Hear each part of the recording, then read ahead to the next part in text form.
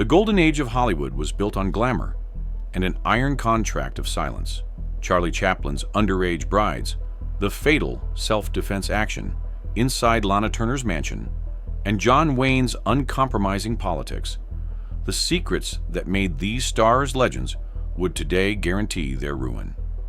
We are opening the vault on the scandals Hollywood paid millions to suppress, revealing why the slow morality of yesterday protected them, while the speed and ethics of today would destroy them.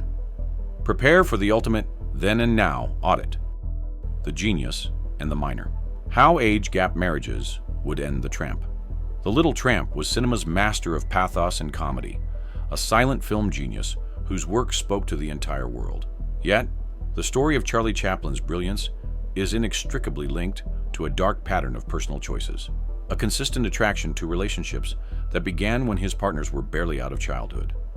Though his genius once shielded him from public ruin, today's world would demand a reckoning that even the master of the silent screen could not evade.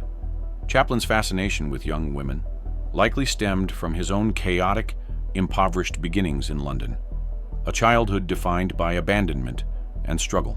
By the time he found global fame, his art was inseparable from his intense, almost desperate need to control his environment, often seeking partners whose youth made them less likely to challenge his authority. His first 3 wives were all teenagers, most notably Mildred Harris and Lita Gray, who were just 16 when their unions began. While such pairings were legally possible then, they were viewed with intense distaste, yet the press and public rarely demanded permanent consequences for the beloved tramp. The scandal that came closest to ending his career was the infamous Lita Gray divorce in 1927. Gray, who was 16 when she became pregnant and married him, sued him for divorce, alleging cruelty and demanding $1 million. Her legal filings, full of explicit and unflattering details about his conduct, created a spectacular, international sensation. The case details forced the closure of some newspapers due to obscenity laws, yet the studio machine suppressed the narrative, using carefully crafted counter-narratives to discredit Gray's claims. Chaplin was allowed to weather the storm because his box office returns were deemed vital to the industry's health. The public, captivated by his artistry, mostly looked the other way. The real trial came later, over politics. In the 1940s, legal pressure combined with his perceived left-leaning political views resulted in Chaplin being essentially exiled from the U.S. during the Red Scare. The U.S. Attorney General went so far as to revoke his re-entry permit in 1952, forcing him to live out his life in Switzerland. This political cancellation was the only force powerful enough to drive the comedy icon from his kingdom.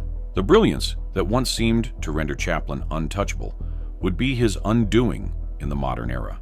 In the age of digital media, there is no studio strong enough to hide the Lita Gray court documents. The detailed allegations would be permanently searchable and contextualized. Furthermore, corporate sponsorship and streaming platforms operate under strict moral clauses now. Any association with a performer facing such historic claims would trigger immediate removal, guaranteeing that no amount of genius could outrun instant moral condemnation and the ensuing financial collapse. That particular moral crisis was a personal choice. But the next star faced an entirely different fate when a foreign film shoot turned her into the subject of a political and moral crusade. The Adulteress, a scandal that drove Hollywood's purest icon into exile. Ingrid Bergman was the embodiment of screen purity, but a quiet trip to Italy to film a movie turned into the decade's biggest morality scandal. The revelation of her affair was so profound, it drove a U.S. senator to publicly denounce her from the floor of Congress. Bergman's ordeal began when she chose to collaborate with director Roberto Rossellini on the film Stromboli. At the time, Bergman was married to neurosurgeon Dr. Petter Lindstrom, a figure highly respected in American society.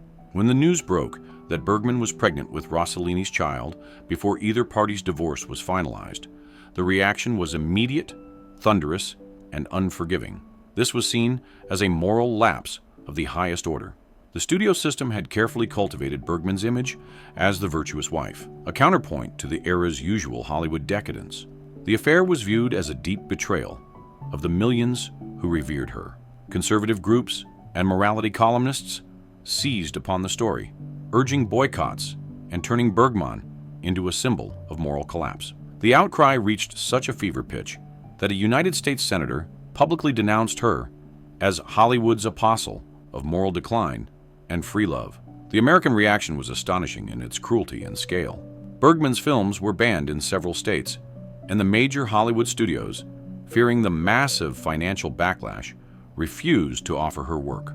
She was effectively shut out of the lucrative American market, a total cancellation orchestrated by conservative fury.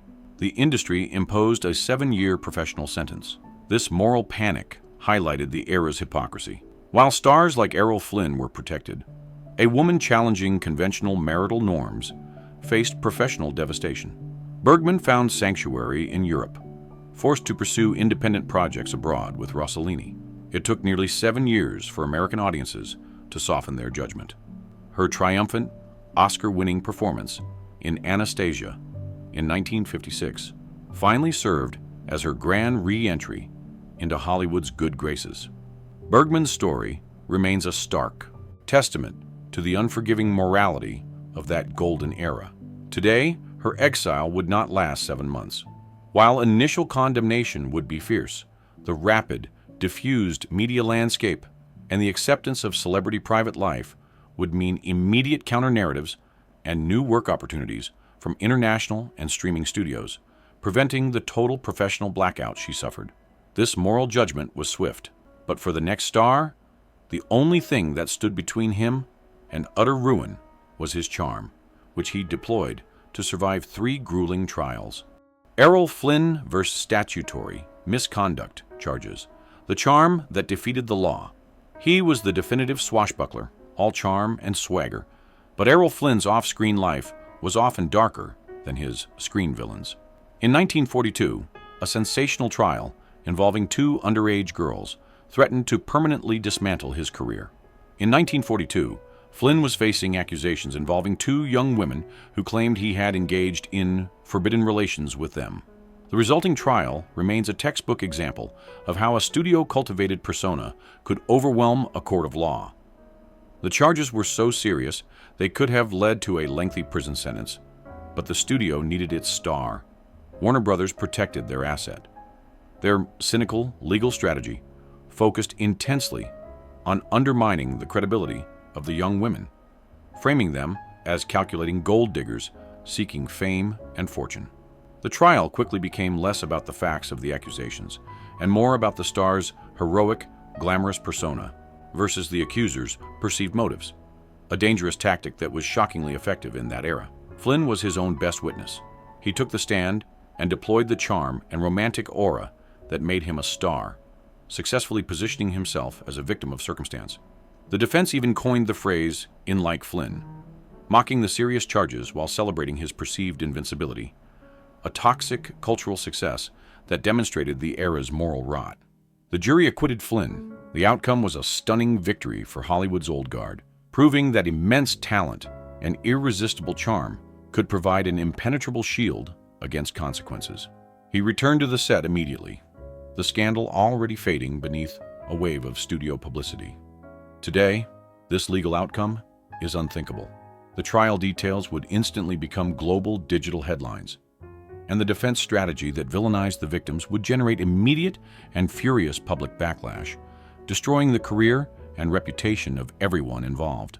Errol Flynn's celebrated charm, the quality that saved him in 1942, would be precisely the tool of a modern-day condemnation, proof of unchecked power, leaving no possibility of acquittal in the digital sphere. As Flynn sailed off on his yacht, he survived a moral crisis. But the next scandal was manufactured by the very system designed to protect a child star. The studio system's cruelty, unpacking the substance dependency cover-up. She possessed the most haunting voice of her generation, but Judy Garland's effervescent talent masked a profound ordeal. Her struggle with chronic dependency on regulated substances was not born of choice, but enforced by the powerful studio system that molded her from childhood. Garland was signed to Metro-Goldwyn-Mayer as a young teenager, facing brutal schedules that often stretched to 16 hours a day, 6 days a week.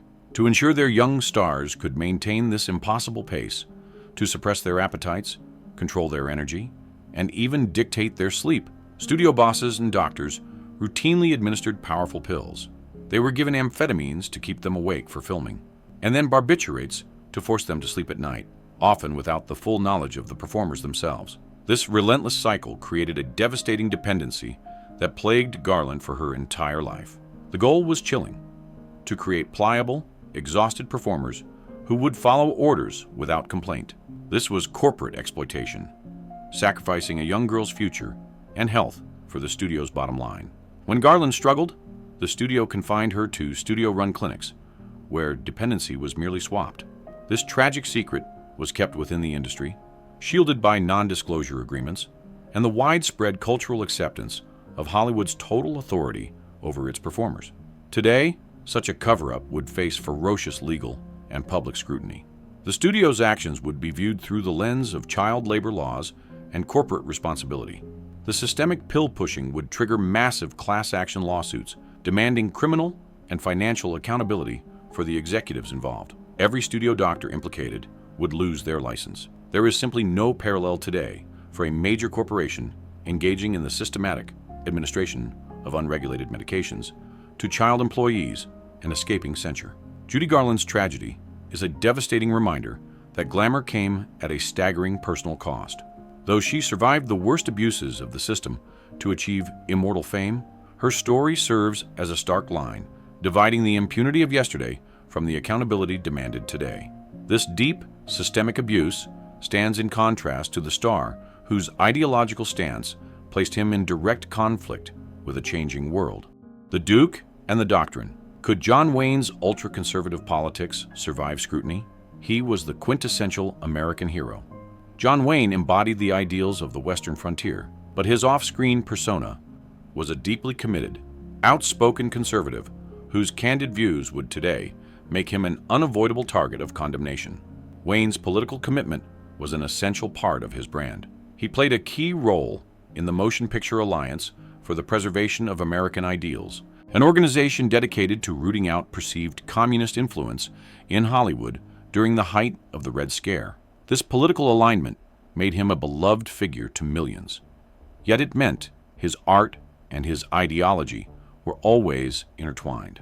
The most challenging test of his image today would stem from his candid interviews, which often contained comments that were insensitive to various minority groups. In his 1971 interview with Playboy, Wayne offered his uncompromising views on Native Americans and the history of the West, and made equally blunt statements regarding African Americans.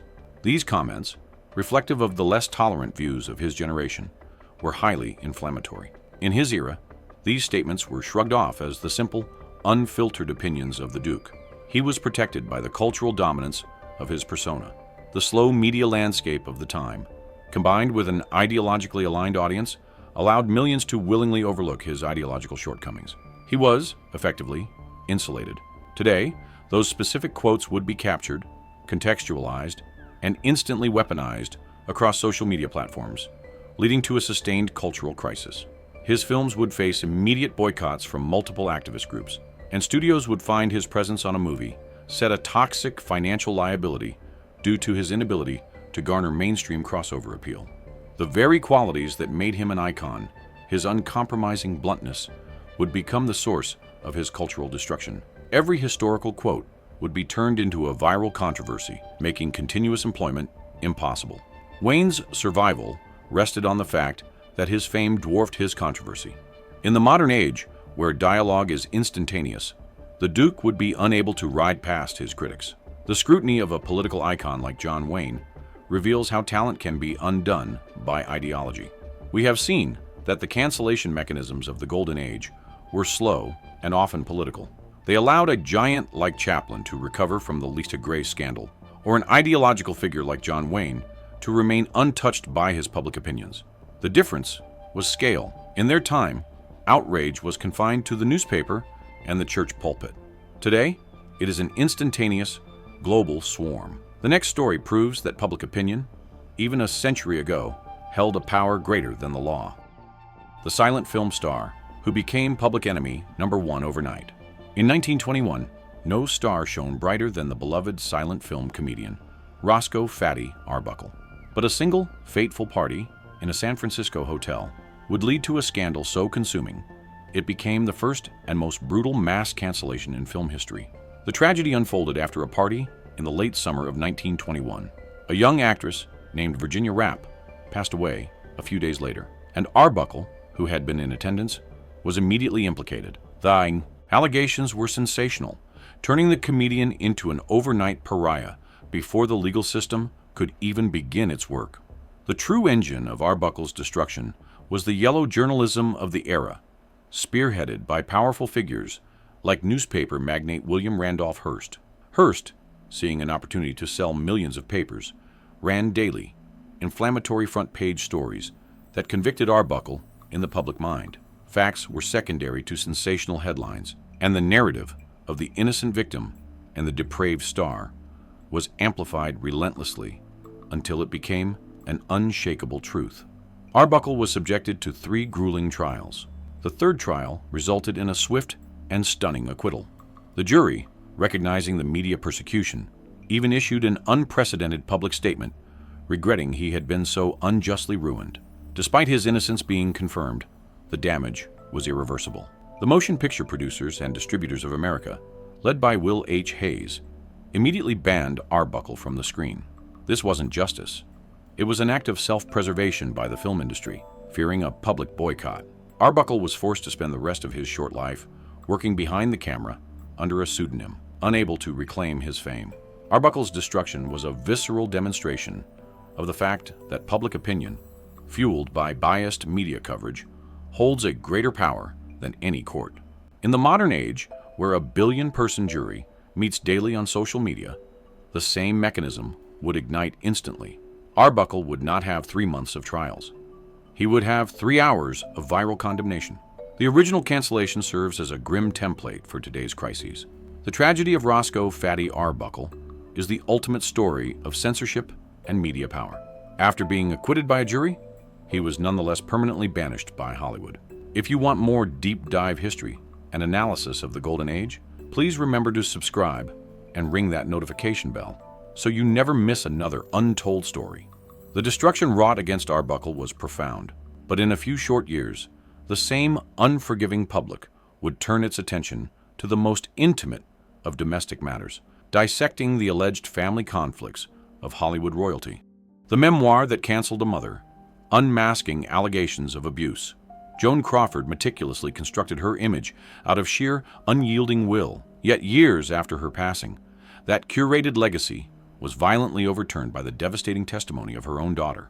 In 1978, a year after the star's passing, her adopted daughter, Christina, published the memoir, Mommy Dearest. The book was a sensation, portraying the icon not as a dedicated mother, but as a troubled, volatile parent, allegedly subjecting her children to emotional and physical mistreatment. The revelation was deeply shocking, forcing the public to re-examine the star's entire life. Memoir's power was amplified by Crawford's will.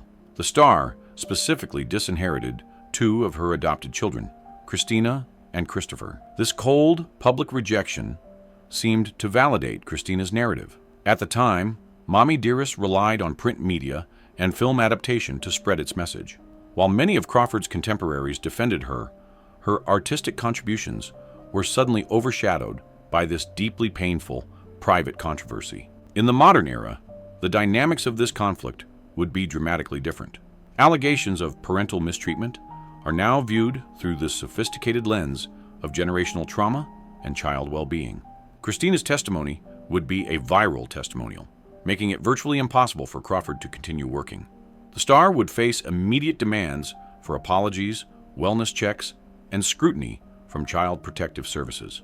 Today, the cultural conversation prioritizes the child over the parent, and a star facing such severe public claims would lose all endorsements and professional opportunities instantly. Joan Crawford's cancellation was posthumous. Her story underscores that the studio system was utterly powerless to suppress the intimate truth once a family member decided to speak out. The revelations of domestic trauma and deceit are profound, but the next offense was a cultural sin committed by the studio itself. The use of offensive caricature, when comedy crosses the line into insult. His youthful exuberance graced the screen for 6 decades, making Mickey Rooney a versatile pillar of Hollywood. Yet, Rooney's legacy is indelibly marked by one performance that serves as a jarring monument to the cultural blind spots of the time. The role was Mr. Yunioshi in the 1961 classic Breakfast at Tiffany's. Rooney, a performer of European descent, was heavily made up to portray a Japanese-American man, complete with exaggerated spectacles, prosthetic teeth, and an offensive, heavily accented dialect.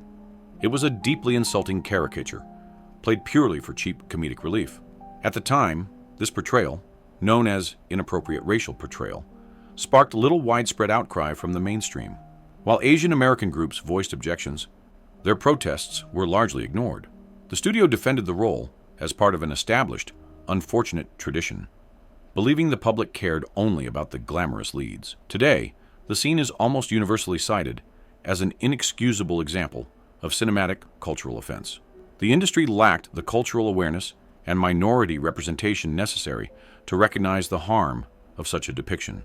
If Breakfast at Tiffany's were released in the modern era, the reaction would be immediate and devastating. The first trailers featuring Mr. Yunioshi would trigger a digital firestorm of protest, and the film's release could be jeopardized. The modern industry operates on a strict policy of authentic representation, meaning a white actor would never be cast in such a role today. For Mickey Rooney, such a performance would not be a mere footnote, but a career-ending event. He would be faced with relentless scrutiny and a complete loss of future employment due to the unforgivable nature of the racial stereotyping.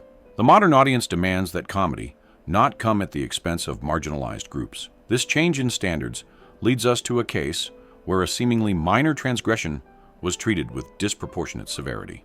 The marijuana bust that brought the bad boy down. With his signature cool smile, Robert Mitchum defined the Hollywood bad boy archetype. But in 1948, Mitchum's image crossed the line when he was caught in a raid on a marijuana party, sparking a moral crisis that almost cost him his legendary career. The incident occurred during a period of intense public anxiety over perceived moral decay. When law enforcement found Mitchum present with marijuana, the news exploded. It was treated by the press and studios not as a minor personal infraction, but as the final public evidence of Hollywood's deep-seated corruption. Mitchum was immediately arrested and charged with a felony. He served 60 days in jail, a punishment disproportionate by today's standards, but reflective of the moral panic and strict anti-substance use laws of the post-war era. Yet Mitchum's story takes a peculiar turn toward survival. The public began to rally around the star. His time in prison, instead of shattering his image, actually solidified his outlaw persona. He was viewed as a victim of a cruel, hypocritical system. His comeback was engineered by producer Howard Hughes, who recognized the enduring public appeal of the charismatic bad boy. Mitchum's film, after his release, was a critical and commercial success. In today's media environment, where cannabis use is legalized or widely accepted, Mitchum's arrest would be a non-issue entirely, likely resulting in a minor fine or public relations cleanup. The punishment he faced, 60 days in jail for marijuana possession, would be cited by social commentators as an example of historical injustice. The Mitchum story highlights the hypocrisy of historical morality. But while Mitchum was forgiven for his personal indiscretions, the public would soon turn its unforgiving gaze on a beautiful leading lady whose messy love life became an international, heartbreaking drama. Home wrecker or romantic rebel? The scandal that defined her early career. Elizabeth Taylor was the great exception to every Hollywood rule, but her early career was nearly destroyed when her messy love life tore apart the most beloved couple in America, earning her the cruel label of home wrecker. The controversy ignited following the tragic passing of Taylor's third husband, Mike Todd. Taylor found comfort with singer and actor Eddie Fisher, who was married to America's darling, Debbie Reynolds. The revelation that Fisher was leaving his wife for Taylor sent a shockwave of moral outrage, as this was viewed as a profound betrayal of traditional American family values. The press and public aligned against Taylor. She was labeled a heartless seductress. Reynolds received public support, while Taylor was vehemently condemned. What saved Elizabeth Taylor was her immense, undeniable talent. Her marriage to Fisher was conducted quietly, and her celebrity status ensured film producers could not afford to keep her off the screen. The drama today would be immense, but the public condemnation would be less monolithic. The home wrecker narrative, rooted in the era's prejudicial views toward women, is less potent today. The focus would shift from moral judgment to the sheer entertainment value of the celebrity love triangle. Her battle for romantic freedom proved she could survive. The moral fabric of the 1950s was designed to protect the male star while punishing the female star, a double standard we see clearly in the treatment of Elizabeth Taylor versus the initial treatment of Ingrid Bergman. Yet, the pressure cooker of Hollywood created another kind of liability that transcended gender. The powerful male ego. Frank Sinatra and Marlon Brando, the subjects of our next chapters, survived their own chaos because their talent was simply too great to ignore. That era is over. The mob, the temper, and the egotistical outbursts. He was the voice, an artistic marvel, but Frank Sinatra's private life was often less velvet lounge and more dark alley. His charisma was balanced by a notorious, volatile temper, physical confrontations, and deeply concerning associations with figures tied to organized crime. Documented instances of his uncontrolled temper were frequent, including public shouting matches and violent clashes with journalists. The press often framed these as the eccentric outbursts of a genius. Far more threatening were his friendships with figures connected to the criminal underworld, such as Sam Giancana. Sinatra's cultural position afforded him immunity. His talent was too valuable, and his political connections too strong for the industry to sever ties. In a modern setting, Sinatra's survival would be utterly impossible. Today, documented physical confrontations and assaults on reporters would lead to instant police investigations and permanent professional censure. The concept of an artist being too important to hold accountable for violent public behavior no longer holds sway in modern corporate ethics. Furthermore, his alleged ties to organized crime would trigger a devastating chain reaction in the corporate ecosystem. Studios would view his presence as a massive financial and ethical risk. Insurance companies would refuse to underwrite his projects, making him uninsurable. Sinatra's genius allowed him to navigate the mid-20th century landscape. In the modern age, the volatile outbursts and the documented associations would be clear evidence of a liability. His music would remain timeless, but his career would be finished. Sinatra's tempestuous public life contrasted sharply with the calculated feuds of another screen icon. The queen of toxic feuds, surviving a career. Built on brutality, Bette Davis was less an actress and more a force of nature, brilliantly talented, fierce, and uncompromising. This determination came with a notorious reputation. She was relentlessly difficult, demanding, and maintained a career fueled by toxic feuds. Davis's battles were legendary, most famously with Joan Crawford. The acrimony on set was intense, with their conflict often overshadowing the films themselves. In the Golden Age, these conflicts were tolerated by the studio because Davis was a profit engine. Her notorious behavior was framed as diva demands. The studios chose to manage the turmoil rather than confront the difficult behavior. Today, the dynamic is completely inverted. The shift toward workplace safety and mutual respect means that Bette Davis's reputation would become an immediate liability. Her documented, sustained verbal cruelty would be instantly flagged as unacceptable, hostile behavior by human resources, resulting in immediate disciplinary action. In a contemporary production environment, any actor exhibiting Davis's behavior would face immediate investigation and professional sanction. Her contracts would be loaded with behavioral clauses. Even her immense talent would not be enough to justify the financial and emotional toll. Davis's ability to survive was a testament to the old Hollywood truth. If your box office appeal was large enough, you could operate outside the rules. This fierce public conflict stands in sharp contrast to a co-star whose private life was hidden not by ego, but by fear. The Bette Davis chapter demonstrates a dramatic shift in how we view workplace accountability today. Was her talent truly worth the chaos, or should Hollywood have put its foot down? Let us know your thoughts on the toxic workplace and the power dynamics of old Hollywood in the comments below. The ultimate lie, how hidden homosexuality rocked Rock Hudson's final years. With his striking height, Rock Hudson embodied the image of idealized American masculinity. Yet this persona was built upon a profound deception, a hidden homosexuality, maintained to survive an era of crushing intolerance. Hudson's career was entirely dependent on his image as a desirable leading man. The studios, particularly Universal, enforced absolute secrecy. They engineered fake romantic relationships and a marriage of convenience to Phyllis Gates to quell whispers. The fear was simple. If his orientation were known, his multi-million-dollar career would be over, instantly collapsing the romantic comedy genre he dominated. For decades, the system worked, shielding Hudson. His biggest challenge was a health crisis that forced his secret into the light. In 1985, Hudson became the first major Hollywood celebrity to disclose that he had acquired immune deficiency syndrome, AIDS. The revelation was a catastrophic exposure of his lifelong lie, sparking a global media frenzy that shone a light on the oppressive social dynamics that had forced him to lie. In his era, Hudson was tragically a victim of social intolerance. Today, the cultural climate is dramatically different.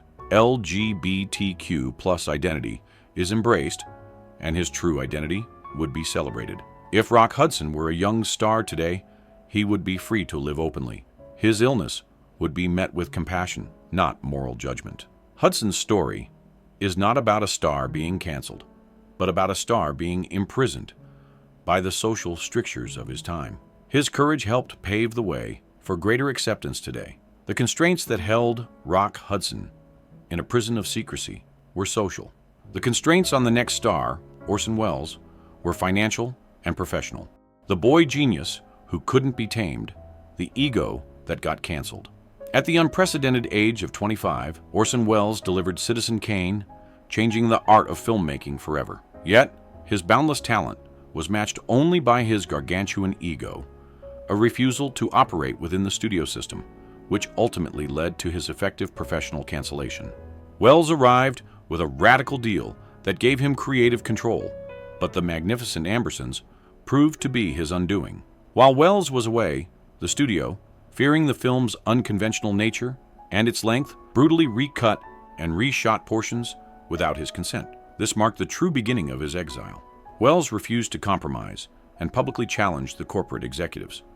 They branded him as unmanageable, financially irresponsible, and a reckless egoist. Welles was canceled by Wall Street. Studios simply stopped funding his vision. He spent the remainder of his long career scrambling for money, often acting in European pictures, or doing advertisements to finance his personal projects. In the modern film economy, the emergence of streaming giants and prestige television offers a haven for uncompromising artists. Today, a platform like Netflix or HBO might be willing to absorb the cost of managing an Orson Welles, recognizing his visionary status. However, the fundamental problem remains.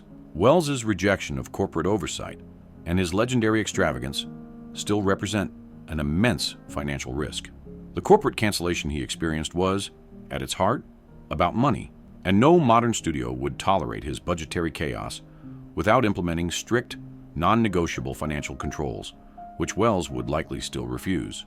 Welles proved that artistic greatness could be undone by the financial and ego battles of the studio system. But while he fought the system's constraints, another star simply ignored them. Substances, decadence, and bisexuality. The unapologetic life of a golden girl, Tallulah Bankhead, was a phenomenon, a shimmering, audacious symbol of jazz-age decadence. She lived her life as an open book of unapologetic candor, famously frank about her romances, her heavy consumption of alcohol, and her profound disinterest in the era's moral conventions.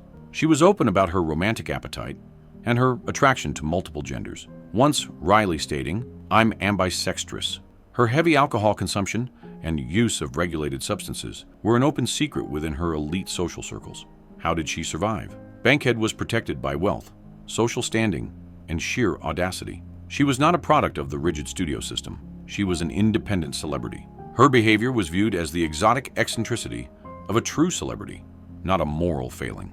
Today, while the cultural views on various attractions are more accepting, the issue of her self-destructive substance dependency would be immediate and career-ending. Every chaotic moment would be instantly documented and amplified, leading to public demands for intervention. A modern studio would not see a charming eccentric. They would see a crippling liability. Her friends and colleagues would be required to intervene, and her career would be put on indefinite hiatus until she achieved long-term sobriety. Tallulah Bankhead's brazen freedom was a unique triumph of persona over morality in her time. She paved the way for a kind of radical candor. The great contradiction of the Golden Age was its hypocrisy. It celebrated freedom and glamour on the screen, while strictly policing morality in private life. Tallulah Bankhead's wealth protected her from the consequences of her substance consumption and candid lifestyle. But not everyone was so lucky. For Mae West, the censorship was so profound that her very comedy became a literal criminal offense. This relentless control defined the relationship between the star and the studio, leading to the heartbreaking escape of Rita Hayworth. Indecency and obscenity. When a star's humor was deemed a crime, she was the audacious queen of the double entendre. Mae West pushed the boundaries of public decency further than any star before her, leading to a stunning confrontation where her art was deemed an actual crime. In 1927, she faced a consequence when she was arrested and charged for her play, Intimacy, which dealt with themes considered highly scandalous at the time. The court found her guilty of presenting a performance that corrupted the morals of youth, sentencing the celebrated performer to 10 days in jail. West's humor, which celebrated female independence, was seen as a direct threat to the conservative social order. When she transitioned to film, the industry, under the Hays Code, was forced to sanitize her dialogue, turning her explicit jokes into clever innuendo. In the modern era, the nature of this offense is completely reversed. Mae West's material would be considered protected under freedom of expression and celebrated as pioneering feminist humor on platforms like cable or streaming. The censorship codes she battled are now largely historical artifacts. West's arrest stands as a testament to the era's prudishness. The greatest triumph of Mae West was that she never compromised her message. She refused to apologize for her truth, continuing to wink at the moralists until they were forced to concede defeat. She survived by being so unique and so popular that the system found it easier to tolerate her than to eliminate her. Mae West fought the moral censors with humor and audacity. Meanwhile, another star fought a deeply personal battle against the very studio system that had created her. Quitting the kingdom, the star, who tried to escape her own image. With her dazzling beauty, Rita Hayworth was the very definition of a studio-manufactured superstar. She was Columbia Pictures' biggest asset, but the identity built for her became an inescapable prison from which she repeatedly fought to escape. Hayworth's battles were primarily with Harry Cohn, the notoriously domineering head of Columbia Pictures, who viewed her as corporate property. He controlled every facet of her image. Hayworth yearned for autonomy, and her rebellion took the form of walk-offs and contract breaches, costing the studio money and infuriating Cohn. Her most famous escape came in 1949 when she abruptly left Hollywood to marry Prince Ali Khan. This was treated by Cohn as the ultimate betrayal, costing the studio millions in lost revenue. Cohn fought her every step of the way, refusing to release her from her contract. In that era, a star's contract was almost equivalent to indentured servitude. Hayworth was branded as unprofessional and unreliable. She paid a heavy price. In the contemporary industry, this struggle would be reframed entirely. Hayworth's walk-offs would be viewed as a courageous stand for personal autonomy and mental health. The modern conversation would align public sympathy squarely with the actress, pressuring the studio to release her. Harry Cohn and the studio would face intense scrutiny for their alleged emotional control and financial coercion. Today, Hayworth would be applauded as a pioneer who walked away from exploitation. Then, she was punished as a difficult diva. Rita Hayworth's lifelong struggle to reconcile the woman she was with the fantasy she was paid to be ultimately defined her career's tragic arc. The intense personal drama of Hayworth's escape contrasts starkly with a different kind of Hollywood upheaval that resulted in a shocking act of family protection. The teen lover and the deadly secret, violence in the mansion. Her beauty was incandescent, but Lana Turner's glamour often masked a tumultuous private life. In 1958, that private chaos violently erupted when her troubled romance with a gangster led to a shocking act of family protection inside her own Beverly Hills mansion. Turner was involved with Johnny Stompanato, a known associate of organized crime. The relationship culminated in a violent confrontation. Her daughter, Cheryl Crane, then just 14, witnessed the altercation and, in a desperate act to defend her mother, seized a carving implement and fatally wounded him. The headlines that followed were beyond sensational. The ensuing inquest captivated the globe. Turner herself was forced to take the stand, detailing the abuse and fear she had endured. The outcome of the inquest was a judgment of justifiable self-defense. While the legal system offered exoneration, the court of public opinion was far less forgiving. The scandal forever complicated Turner's image. In that era, the film industry circled the wagons. Turner was too valuable to abandon, and the jury's decision allowed her to return to work, though her personal life never escaped scrutiny. In the modern media climate, a similar event would be a permanent, inescapable tragedy. It would become a relentless, never-ending true crime documentary. Today, Lana Turner would endure years of constant digital scrutiny. The modern media's relentless appetite for personal trauma would make it virtually impossible for Turner to find sustained professional work. She would be permanently defined by the tragedy in the mansion. This tragic, highly personal chapter underscores the immense pressure of fame. The tragic story of Lana Turner's life and the events in her mansion are the epitome of Hollywood drama and tragedy. If you found this chapter on true crime and the relentless pressure of fame compelling, please share this video with someone who loves classic cinema. The vulnerable star and the powerful men, unpacking the exploitation narrative. She was the enduring icon of the golden age, yet modern historians increasingly view Marilyn Monroe not just as a legend, but as a deeply vulnerable figure exploited by the very system and powerful men who profited from her image. Marilyn's dependency on the studio system, particularly 20th Century Fox, was profound. They managed her career and often dictated her private relationships. Her struggles with mental health were frequently handled by the studio not with compassion, but with coercion and control, viewing her emotional distress as a financial nuisance. Her alleged entanglements with powerful political figures highlight the devastating power imbalance of her time.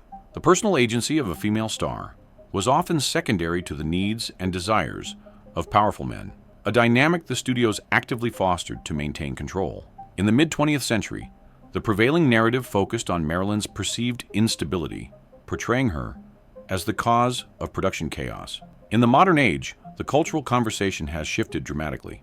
Under the critical eye of the now Me Too movement, the focus moves from blaming the victim to scrutinizing the systemic failures and the corporate responsibility of those in power.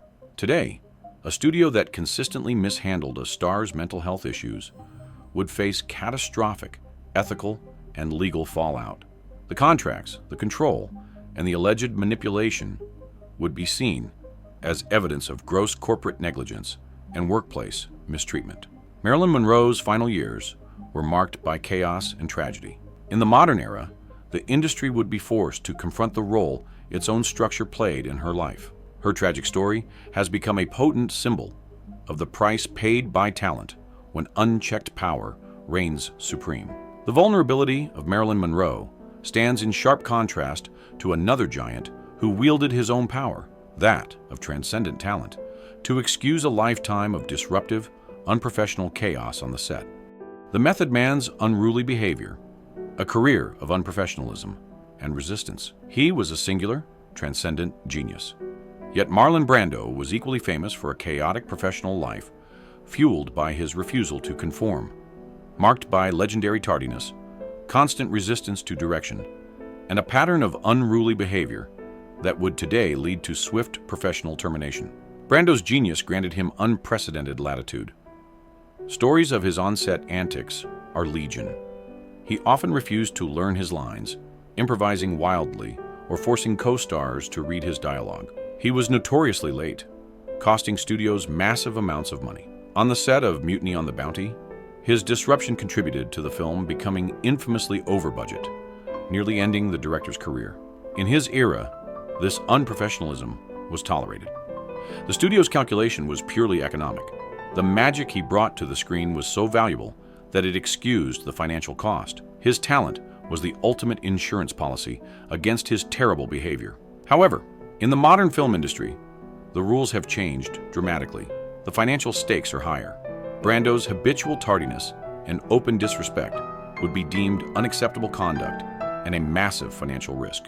Today, a star who disrupts production schedules and costs the studio millions would face immediate and severe consequences.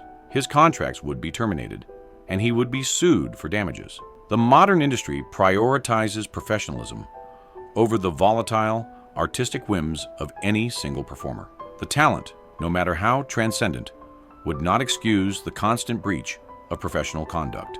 Brando's story stands as a final testament to the true cost of genius in the Golden Age. He weaponized his talent to operate outside the norms. In the modern era, where accountability and financial control are paramount, even the artistry of a Marlon Brando would be unable to defy the strictures of corporate governance. The 20 legends we have examined reveal a painful truth. The most powerful shield in old Hollywood was silence. The studio system enforced it, the press enabled it, and the public demanded it. Today, the shield is gone. The flaws of Chaplin, the politics of Wayne, the violence around Turner, and the exploitation of Monroe. These are all stories that, in our time, would result in immediate, career-ending collapse. The stars of the Golden Age survived their secrets. The stars of the modern age must survive their truths. The glamorous shield of silence that saved these 20 legends is gone. Their stories prove that the ultimate truth of the Golden Age wasn't the brilliance of the art, but the darkness of the secrets it hid. If you learned why your favorite star would have been ruined today, hit the like button and subscribe for more untold Hollywood history.